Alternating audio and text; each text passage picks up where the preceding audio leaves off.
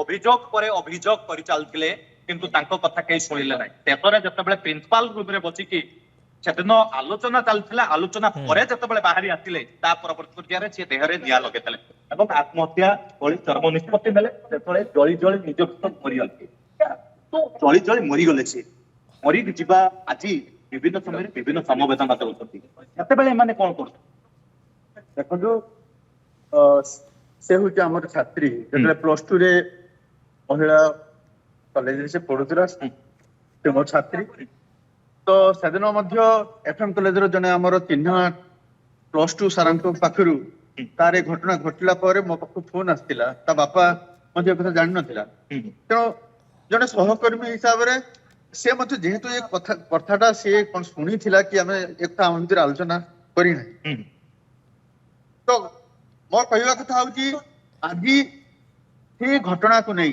तार सौम्यश्री आत्महत्या घटना को नहीं कि पोड़ी जा पाखु आज राजनीतिक रुटी सेखा किंतु गोटे जो कैंपस टा स्टूडेंट फ्रेंडली जदि न हम तार टीचर माने प्रति जदि बापा मार व्यवहार न करेंगे से जदि कंफर्टेबल न हम कैंपस भितर भल के पढ़ी पारे ये घटना सी जहाँ बयान कर जो विभिन्न प्रकार आम सोशल मीडिया रे देखुचु विभिन्न मीडिया रे देखुचु जे सी समस्त को जन जो टीचर रो मेंटल प्रेशर मिसबिहेव विषय से जहाँ आनी माने से कथाटा को विभिन्न कर्तृपक्ष को जन कहीं हल्के सीरियसली न नहीं कारण आज ये आत्महत्या एवं या पछरे मु भाबुची गोटे स्टूडेंट राजनीति कराल रूपटा को मु अनुभव करुछि कारण स्टूडेंट राजनीति किछि वर्ष बंद हो जाइतिला आदि पुनी इलेक्शन स्टूडेंट इलेक्शन आरंभ हबो कॉलेज कैंपस गुडी करे तेनु सरगरम ही गलानी कैंपस तो विभिन्न प्रकार जो ए प्रकार ये तो गोटे संगठन छात्री थे जे संगठन तैयारी करथले सरकार राज्य रे अछंती से विभिन्न समय बुझाइले किंतु सरकार सुनले परंतु मु कौनसी दलर नाम नवा पई चाहू नाही कथा होची स्टूडेंट इलेक्शन रे जोटे पिला नुआ करी राजनीति रे स्वाद चाखुची तो सेते बेले ताकू प्रोजेक्शन हवा पई बा ए केस टाकू लोकलोचन आनी की हुए तो फेवर पाइबा पई विभिन्न प्रकार ताकू प्रवर्ताई हितो तेनु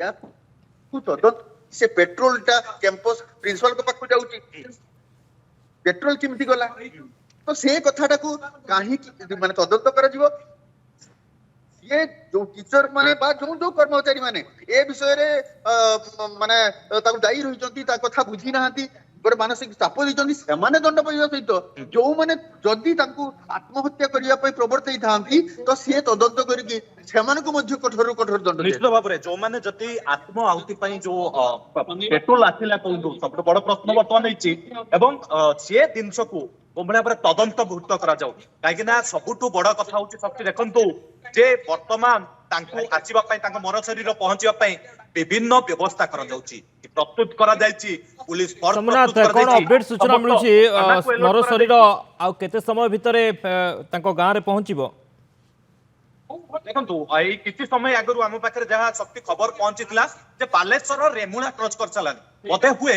आउ घंटे रु 45 मिनिट लगे तांकर पैतृक बासभवन रे आसी पहुंचापी मर शरीर आसी पहुंचापी पुलिस व्यवस्था करिछि जहाँ आम पाखे सूचना रहुछि जे फोर्स मगा जाइछि एवं कौ भली भाव में तांकर रहिछि शरीर को दिया जिवो श्मशान को निया जिवो तापाई मध्य प्रस्तुति आरंभ कर सरलानी किंतु एपटे परिवार लोकंकर आखिर लुह सुकु नाही समस्ते कुह खरा कंठरे से गुटिए कथा कहउछंती जे आम झियो को न्याय दरकार न्याय दब तो एबे न्याय व्यवस्था कहीं जतबेले झियो प्रथमे आरंभ करथिला न्याय पाई भिक्षा मागुतला जे जो रहिछंती कॉलेज रो प्रिंसिपल जो रहिछंती से माने जो तांको भाबरे निर्यातित करूथले जो फेवर मागुथले तांको बा तांको जो अशालीन इंगित करूथले तांको कॉलेज बाहर कर देबे सस्पेंड कर देबे परीक्षा रे के फेल करेबे ए सब घटना जतबेले कहउतले ए घटना को निश्चित भाबरे ଦୃଢତାର ଦୃଢ କାର୍ଯ୍ୟାନୁଷ୍ଠାନ ପାଇଁ ସେମାନେ ଦାବି କରୁଛନ୍ତି। ତେବେ ସରକାର ଯେହେତୁ ସ୍ଥାନ ପାଲଟିଛନ୍ତି, ବିରୋଧୀ ମଧ୍ୟ ସଜାଗ ହେଇଛନ୍ତି ଏବଂ ବିଜେଡି ବିଜେପି ବେଶ ରାଜରାସ୍ତା କେ ଓହ୍ଲେଇଛନ୍ତି। ସମସ୍ତଙ୍କର ଗୋଟିଏ ଦାବି ଯେ ତାଙ୍କୁ କୋଉ ଭାବରେ ନ୍ୟାୟ ମିଳିବ। ଆଉ ଗୋଟିଏ ଚିତ୍ର ଏଇ ଯୋଉ ସ୍ଥାନୀୟ ଲୋକମାନେ ଧୀରେ ଧୀରେ ଏଠାରେ ରୁଣ୍ଡ ହଉଛନ୍ତି। ବର୍ଷା ଯେହେତୁ ଲାଗି ରହିଛି ଲୋକମାନେ ବି ଆସୁଛନ୍ତି ଏବଂ ତାଙ୍କ ପାଖରୁ ଯୋଉ ପ୍ରତିକ୍ରିୟା ଆମେ ନଉଛେ ଶକ୍ତି ସେମାନଙ୍କ ପ୍ରତିକ୍ରିୟା ହିଁ କେତେ ଗୁରୁତ୍ୱପୂର୍ଣ୍ଣ ଆପଣ ବୁଝିପାରୁଥିବେ ଯେ କୋଉ ଭଳି ଭାବରେ ତାଙ୍କ ଝିଅଙ୍କୁ ଏଠି ନିର୍ଯାତିତ ଦିଆଯାଉଥିଲା। ଗୋଟେ ଝିଅ ଯେତେବେଳେ ପାଠ ପଢିବା ପାଇଁ ଯାଏ ଗାଁ ଛାଡି ଗୋଟେ କଲେଜରେ ତାର ଘର ବାପା ମା ଯୋଉ ପ୍ରିନ୍ସିପାଲ ଅଧ୍ୟକ୍ଷ ରହିଛନ୍ତି ସେମାନଙ୍କୁ ଆଜ୍ଞା ଏଇ ଯୋଉ ଝିଅ ଥିଲେ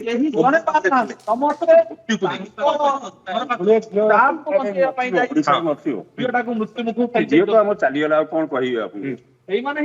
ଭଲ କାଲି ଭଲ ଝିଅ ଭଲ ଭଲ ଛୁଆ କୋଉ ମାସକୁ ରଖିବା ପାଇଁ ଚାହେଁନି। ଅଧ୍ୟାପକ ଫାଶୀ ଦଣ୍ଡରେ ଦଣ୍ଡିତ ହବା ଦରକାର। ଅଧ୍ୟାପକ ଫାଶୀ ଦଣ୍ଡରେ ଦଣ୍ଡିତ ହବା ଦରକାର। ଦେଖନ୍ତୁ ଏବେ ବହୁତ ସମବେଦନା ସମସ୍ତେ ଜଣାଉଛନ୍ତି, ପହଞ୍ଚୁଛନ୍ତି, ମୁଖ୍ୟମନ୍ତ୍ରୀ ପହଞ୍ଚୁଛନ୍ତି, ଉପମୁଖ୍ୟମନ୍ତ୍ରୀ ପହଞ୍ଚି ଆଲୋଚନା କରୁଛନ୍ତି, ସମବେଦନା ଜଣାଉଛନ୍ତି। ଯେତେବେଳେ ଝିଅ ଅଭିଯୋଗ କରୁଥିଲା ସେତେବେଳେ କାହିଁକି ଶୁଣିଲେ? ଅଭିଯୋଗ କରୁଥିଲେ ଶୁଣିଲେନି ସେମାନେ କାହିଁକି? ସେଇ କଥା ମୁଁ ବି ତ କହୁଛି। ଅଧ୍ୟାପକ କତରୁ ଶୁଣି ସାରିଲା ପରେ ସେ କାହିଁକି ଶୁଣିଲେନି ସେ କଥା ମୁଁ ବି ତ କହୁଛି। ସାଂସଦ ପ୍ରତାପ ଷଡଙ୍ଗୀଙ୍କ ପାଖକୁ ଯାଇଥିଲେ, କାହିଁକି ଶୁଣିଲେନି? କଣ ଭାବୁଛନ୍ତି? ନ ଶୁଣିବାର କାରଣ କଣ ଭାବୁଛନ୍ତି ଆପଣ? ସେ କଥା ଭାବୁନି। ତା ଷଡଙ୍ଗୀ କଣ ଦାୟିତ୍ୱ ଦେଇଥିଲେ ନା କଣ ଅଧ୍ୟାପକଙ୍କୁ କଣ ବୁଝିକି ତାଙ୍କୁ ଜଣେଇବି ବୋଲି କହିଥିଲେ। ତେଣୁ ତା ଷଡଙ୍ଗୀ ତାଙ୍କର ସେଇ ପାଇଁ ସେ ତ ରାଜନୀତିକା କଥା ସେଗୁଡା ମୁଁ କଣ କହିବି କୁହନ୍ତୁ କଣ କହିବି? ନିଶ୍ଚିତ ଭାବରେ ଶକ୍ତି ଶୁଣୁଥିଲେ ଯେ ଏଠି ଗୋଟେ ରାଜନୀତି କରାଯାଉଥିଲା। ଏବେ ଏବିଭିପିର ସାମ୍ବାଦିକ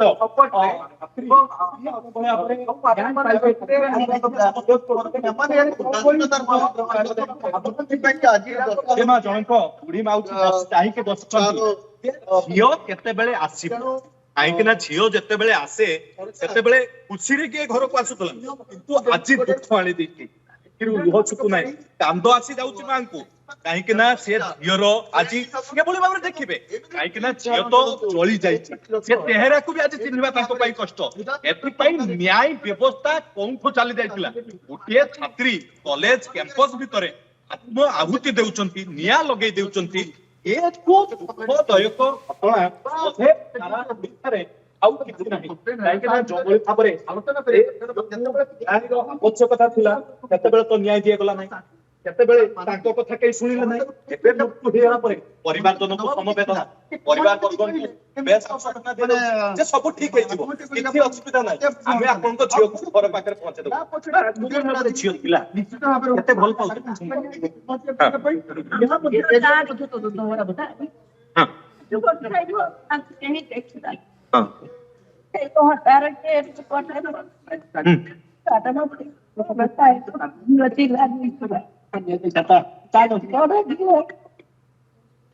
ଏବେ ଚାହିଁ ବସୁଛନ୍ତି। ଝିଅ ଯେତେବେଳେ ଆସୁଥାଏ କିଭଳି ଭାବରେ ଆସୁଥାଏ ଆଜି।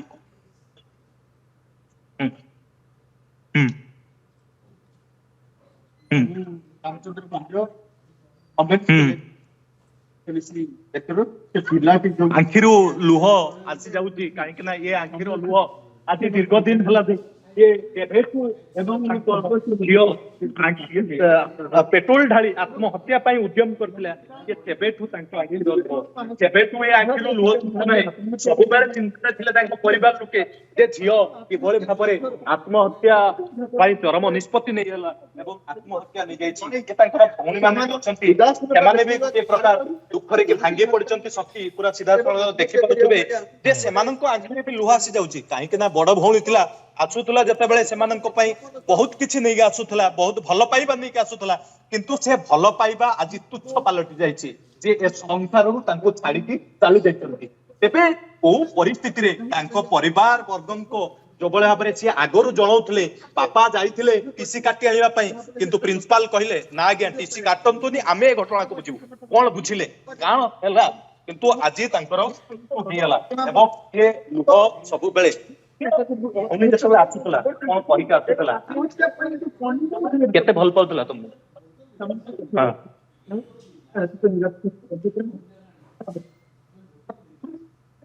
କହିବା ପାଇଁ ମୁହଁରେ ଶବ୍ଦ ଆସିପାରୁନାହିଁ, କାହିଁକି ନା ଆଖିର ଲୁହ ହିଁ ବୟାନ କରୁଛି ଯେ କେତେ ଦୁଃଖଦାୟକ ତାଙ୍କୁ ଲାଗୁଛି ଏ ତାଙ୍କର ଭଉଣୀ ତାଙ୍କ ପାଖରେ ନାହାନ୍ତି ସିଏ ବୋଧେ ଛାଡି ଯାଇଛନ୍ତି କୌଣସି କିଛି ଆସୁଥିଲା ଏବେ କେତେ ଭଲ ପାଉଥିଲା ତୁମକୁ?